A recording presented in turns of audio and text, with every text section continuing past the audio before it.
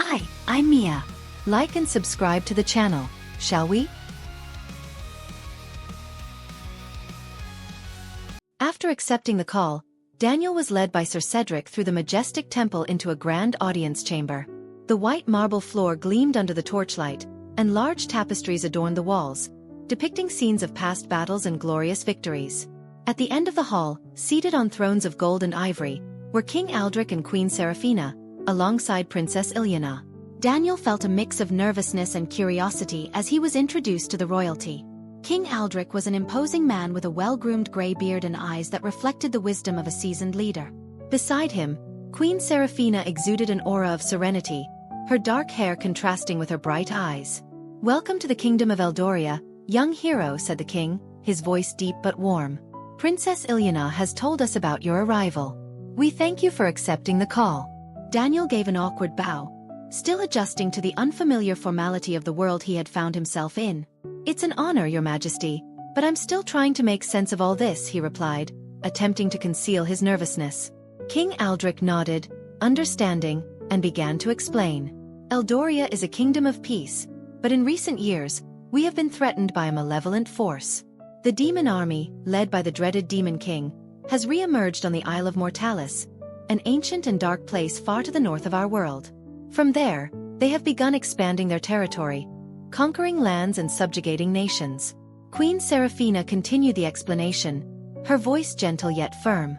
"The Demon King's army is made up of terrifying monsters, wild beasts like ferocious hounds, mighty dragons, and other nightmarish creatures. They have already conquered 1/3 of the planet, and our kingdom is one of the next targets on their path of destruction."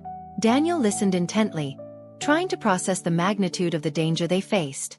He was then taken to his quarters, where he found a large and comfortable bed with soft sheets that brought him a calm he hadn't felt in a long time.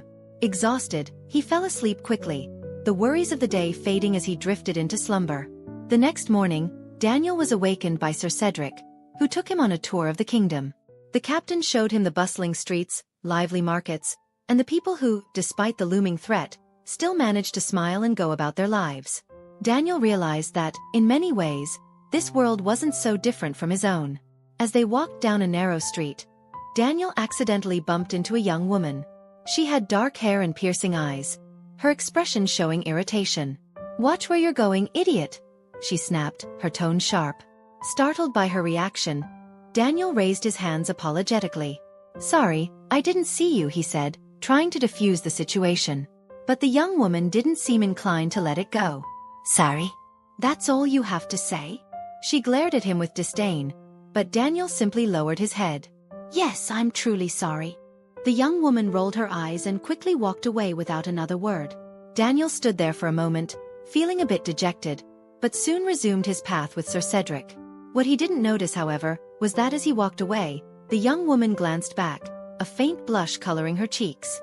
She didn't understand why this stranger made her feel so unsettled, but somehow, Daniel had left an impression on her.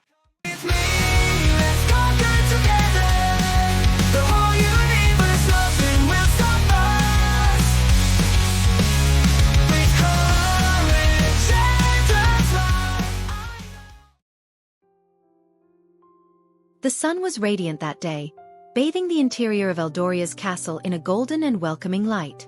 Sir Cedric had offered Daniel the freedom to explore the castle and its surroundings before beginning his training the next day.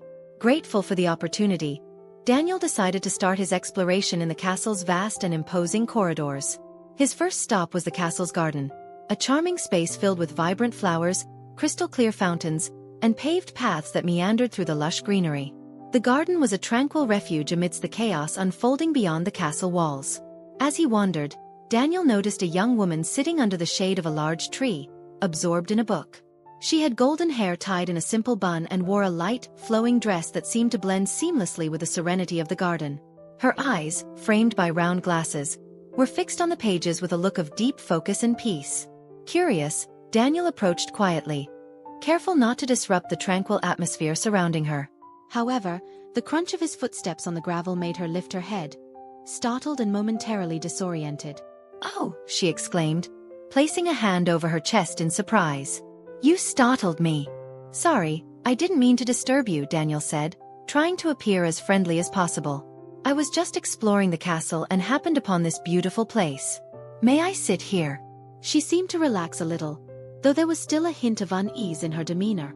Of course you can sit, she replied, turning her attention back to the book in her hands. I'm Lyra, the kingdom's healer. My role is to protect and care for the wounded soldiers on the battlefield. Daniel sat down beside her, admiring the peaceful garden and Lyra's focused manner as she read. Nice to meet you, Lyra. I'm Daniel. I just arrived in Eldoria, and I'm trying to adjust to everything. Lyra looked up from her book again, studying Daniel with a curious expression. So you're the new hero who was summoned. You must have a lot of questions and uncertainties. How are you adapting so far?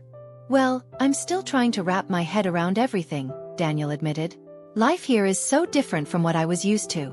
But I'm trying to prepare for what's ahead.